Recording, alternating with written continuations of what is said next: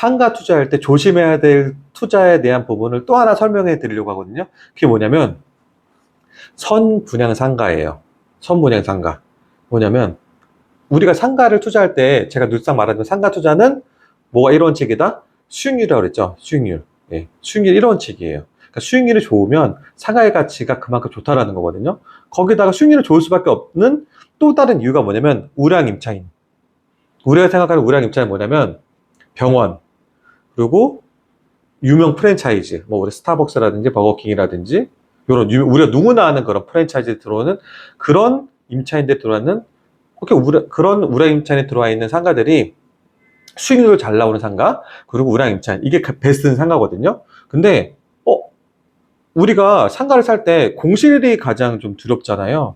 공실이 두려우니까 분양이 되기 전에 임대차가 맞춰진 상가를 사면 오히려 좋겠구나 이런 생각을 할 거 아니에요.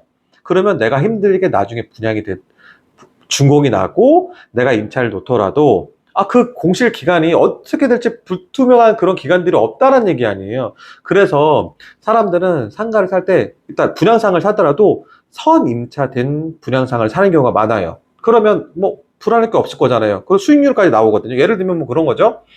뭐 10억짜리 상가인데 이 10억짜리 한 칸이 10평인데 뭐 3칸까지 해가지고 병원에 들어오기로 했다. 그래가지고 이 병원이 뭐 330, 그래가지고 1000만 원으로 들어오기로 했다라고 얘기를 하거든요. 그러면 내가 생각해서 그 분들이 이제 분양하신 분들 얘기를 하거든요.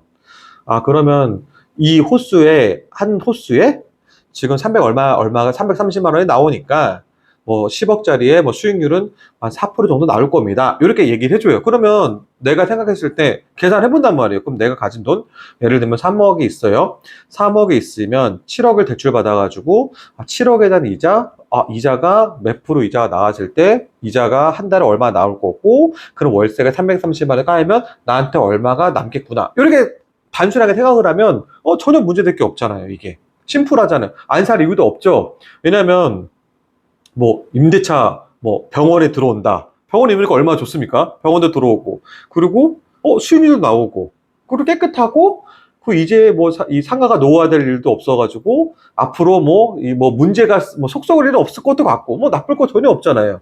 근데 그렇게 되면 이 분양된 상가를 선임차 상가를 안 살 이유가 누구도 없겠죠? 그쵸? 근데 상가 투자하는 사람들은 선임대차 돼 있는 상가들을 사지 않아요. 왜냐면 첫 번째로 뭘 보냐면 이 330만 원, 제가 말씀드렸지, 330만 원, 330만 원, 330만 원, 1000만 원 나온다 그랬죠, 임차비가.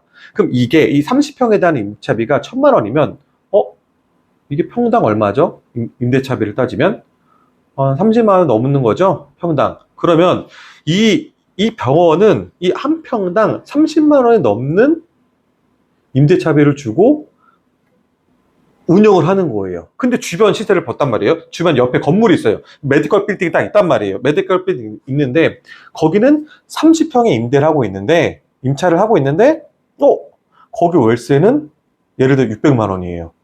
그러면 30평에 여기는 30만 원 넘는데 거기는 20만 원 꼴인 거죠. 이게 안 맞죠.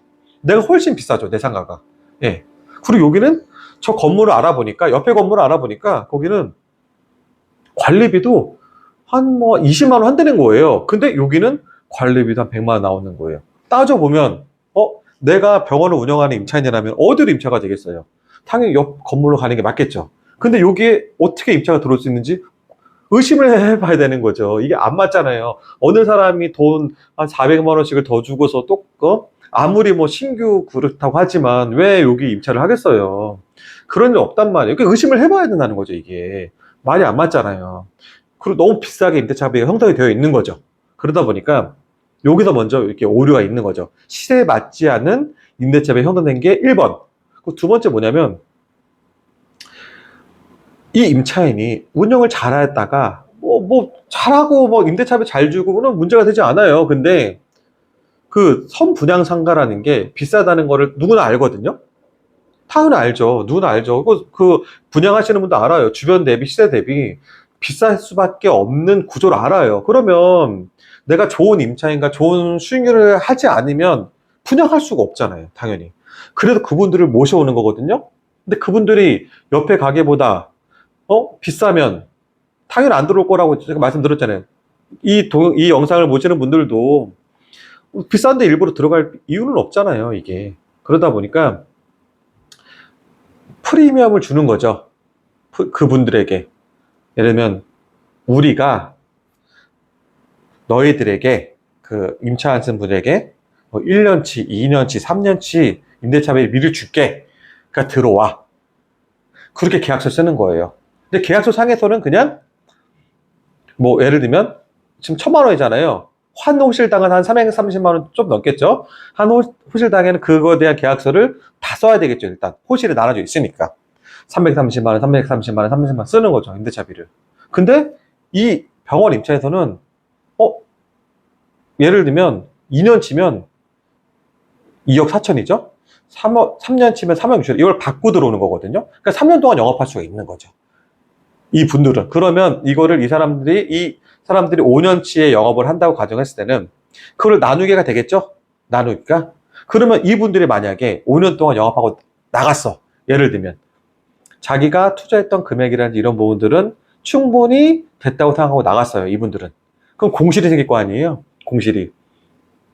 공실이 생기면은 나는 이 돈 주고 이 330만 원을 주고 분양을 받았는데 이 330만 월세를 다시 받아야 될 거 아니에요? 내놓는 거죠. 안 나가게 되는 거죠. 나갈 수가 없죠. 왜냐면 주변 시대가 평당 20만 원인데 이거를 1.5배 정도씩 더 주고 들어올 수 있는 사람이 있을까요? 없는 거예요. 그럼 공실이 시달리는 거죠. 그때부터. 처음에는 좋았죠. 처음엔 몰랐죠. 왜냐면 선 분양 임대상가가 다 이런 식으로 어느덧 다 이걸 맞춰놓은 상가이기 때문에 처음에 알 수가 없어요. 그리고 몇 년, 1년, 2년 동안은 잘 이렇게 임대차비를 미를 잘 내주고 전혀 문제가 없으니까 처음엔 좋죠. 근데 나중에 지났을 때 그 임대차비를 맞출 수가 없는 거죠. 그러다 보니까 또 공실이 생기고 초보자 분들은 계속 금액이 적게 받으면 수익률이 떤다는 기본 정성 상식을 알거든요. 그러다 보니까 계속 그 금액을 고수하다가 공실이 길어지고 내가 이자를 계속 갚아놔야 되는 상황만 되풀이되다가 결국에 버티다가 나중에 됐을 때는 임대차비를 깎을 수밖에 없는 거죠. 깎을 수밖에. 깎더라도 금방금방 채워지지가 않아요. 왜냐면 한번 공실인 상가들은 임차인들이 좋은 시선으로 보질 않기 때문에 저기는 왜 이렇게 계속 공실이지? 잘 영업을 해야 될 곳이 공실인 곳은 분명히 이유가 있을 거라고 생각을 하거든요. 얘기도 하고. 그러다 보니까 아무래도 그런 자리들은 또 쉽게 또 메꿔지지가 않는 거죠. 그래서 요런 상가 살 때 또 분양 상가 요런 부분, 선임대 상가 요런 또 부분이 있고요. 두 번째 뭐냐면 명도 조건이라고 들어봤죠? 명도 조건. 예, 명도는 상가 임대차에서는 3기 연체예요. 3기. 3기가 임대차비를 안 내게 되면 이제 명도가 가능한 거거든요. 그러면 선임대를 맞춰놨잖아요, 우리가.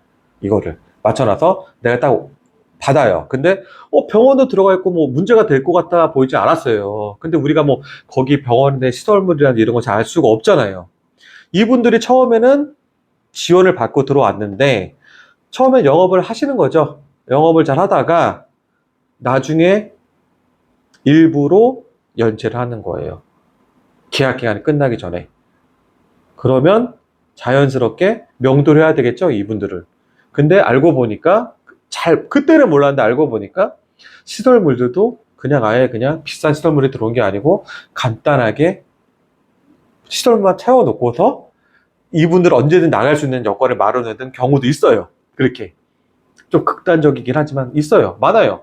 신도시 같은 경우에 특히 이런 게 많이 있고 지방 같은 경우도 이런 게 굉장히 많아요. 왜냐하면 서울 같은 경우는 그나마 뭐 입지적인 부분도 있고 임대차비가 물론 비싸기도 하지만 뭐 투자하시는 분들이 그냥 서울에 입지도 좋고 비싸다 보니까 감안하고 들어온 분들이 많은데 또 지방이라든지 수도권 같은 데 부분에서는 조금 분양하기가 쉽지가 않기 때문에 이런 트릭을 쓰는 경우가 많아요. 그래서 항상 조심해야 될 게 뭐냐면 선 임대된 상가가 무조건 좋다라는 게 아니고 무조건 나쁘다는 것도 아니에요.